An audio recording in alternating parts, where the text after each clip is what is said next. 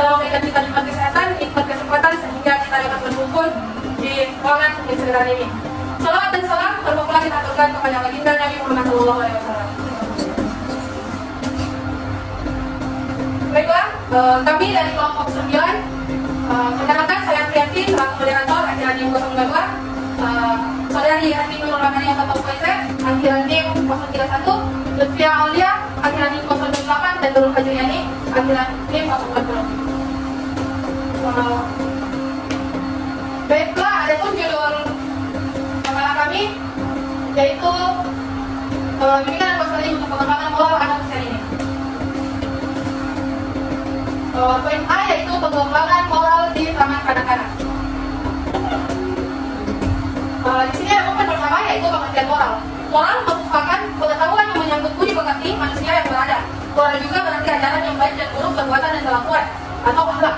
Dengan kata lain, moralisasi berarti uraian atau pandangan ajaran tentang perbuatan dan kelakuan yang baik. Poin kedua yaitu faktor-faktor yang mempengaruhi perkembangannya. Moral ada dalam perkembangannya. Moral seorang itu termasuk anak usia ini banyak dipengaruhi oleh faktor-faktor tertentu yang terdiri dari dua, yaitu faktor internal dan faktor eksternal. Faktor internal yaitu bawaan dari anak, sedangkan faktor eksternal yaitu faktor yang berada di luar diri anak itu sendiri. Dan ada poin ketiga yaitu pendidikan moral bagi anak usia ini. Pendidikan moral dan agama di usia ini penting ditanamkan mengingat pada usia TK ini merupakan masa peka di mana semua aspek perkembangan yang ada perlu dikembangkan karena yang akan menjadi dikembangkan kepribadian anak di masa mendatang. Pendidikan moral merupakan satu kegiatan untuk membantu anak menuju ke arah yang sesuai dengan kesiapan mereka dan tidak sekedar memaksakan pola-pola yang sangat terhadapnya. Baiklah, kelamaan dari saya dan akan dilanjutkan oleh saudari yang Nurul Rahmani atau PZ. Kepada saudari dipersilakan.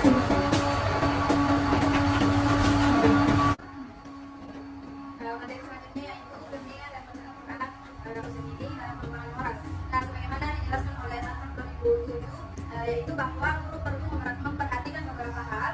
Yang pertama yaitu interaksi anak dengan teman sebaya. Nah, pada umumnya teman sebaya anak usia dini itu adalah orang yang memiliki usia atau tingkat kedewasaan yang sama. Nah, dalam proses berinteraksi sosial dengan teman sebaya sebaiknya berperilaku yang baik karena perkembangan sosial anak berkaitan dengan perilaku teman sebaya seperti serta dalam suatu permainan. Nah, ketika berinteraksi sosial dengan teman sebaya, anak memiliki pola interaksi tertentu untuk melatih pemahaman anak seperti interaksi antara individu dengan individu dan interaksi antara individu dengan kelompok. Individu dengan individu yang dapat berinteraksi secara individu terlebih dahulu. Contohnya, anak mampu membereskan mainannya setelah bermain. Kemudian interaksi anak dengan kelompok yaitu di mana anak mampu memahami dan menghargai adanya perbedaan dari temannya. Contohnya itu ketika mereka berargumen maupun ketika bermain. Nah, kedua yaitu interaksi anak dengan orang tua. Yang pertama, hubungan yang diantaranya itu hubungan yang berkualitas. Hubungan yang terjadi antara orang tua dan anak seharusnya terjadi antara dua arah. Nah, kedua belah pihak harus memiliki pemahaman bersama terhadap suatu hal seperti anak dan orang tua ini berhak menyampaikan pendapat, pikiran, informasi ataupun nasihat. Kemudian yang kedua disiplin dari orang tua. Nah, disiplin yang diharapkan di sini adalah bentuk introduction. Introduction yaitu suatu teknik di mana orang tua menggunakan alasan dan penjelasan tentang konsekuensinya terhadap orang lain bukan pada orang anak itu sendiri. Kemudian yang ketiga strategi proaktif. Nah, strategi proaktif ini yaitu satu strategi penting untuk melatih untuk mencegah potensi tingkah laku anak yang menyimpang ataupun anak sebelum terjadi. Nah, dalam hal ini orang tua ataupun pendidik seharusnya memberikan teladan atau contoh yang baik kepada anak dan membangun rasa empati anak terhadap lingkungan dan orang sekitarnya.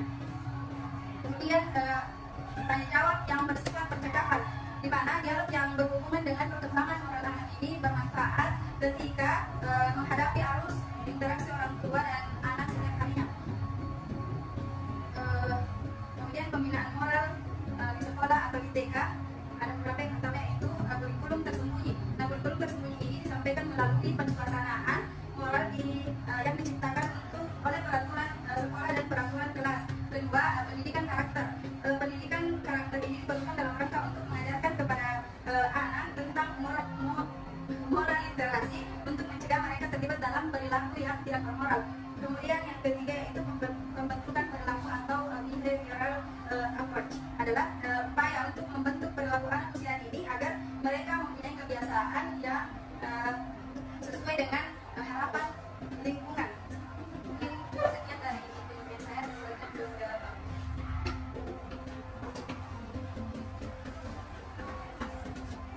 Baiklah, itulah materi kedua.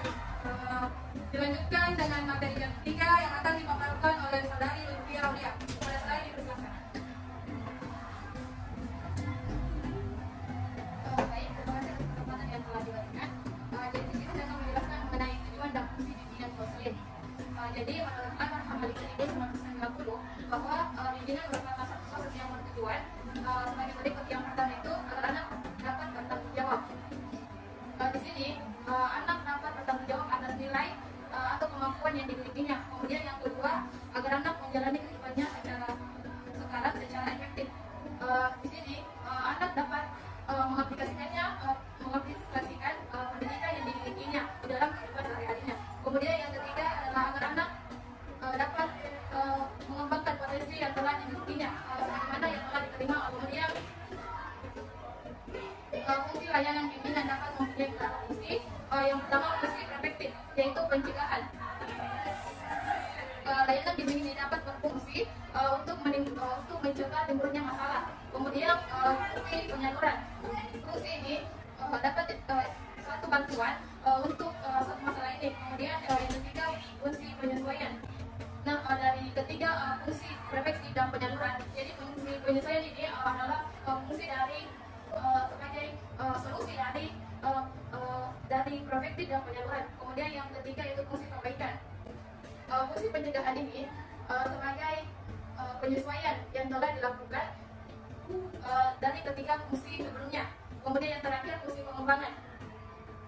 Fungsinya berarti layanan yang diberikan dapat membantu para anak dapat mengembangkan potensi yang telah dimilikinya.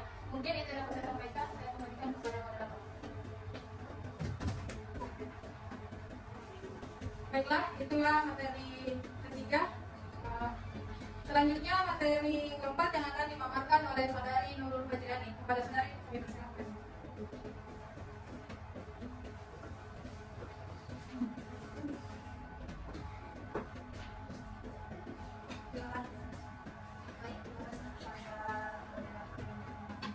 Di sini saya akan menjelaskan tentang prinsip-prinsip dan sarana bimbingan dan konseling anak usia dini. Jadi menurut Erna Ulan Sayudin 2007 menjelaskan bahwa sejatinya pelaksanaan bimbingan pada anak usia dini memperhatikan prinsip-prinsip sebagai berikut. Yang pertama itu bimbingan bagian penting dari proses pendidikan dan menyatu dalam seluruh aktivitas pendidikan. Yang kedua, bimbingan harus berpusat pada anak yang dibimbing.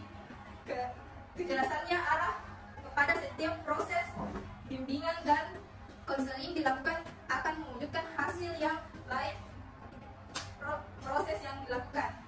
Yang ketiga, kegiatan bimbingan mencakup seluruh kemampuan perkembangan individu yang meliputi kemampuan sosial emosional, motorik kasar, motorik halus, visual, pendengaran bahasa, dan kecerdasan. Yang keempat, layanan bimbingan diberikan kepada semua anak sebagai individu dan bukan hanya untuk anak yang menghadapi masalah.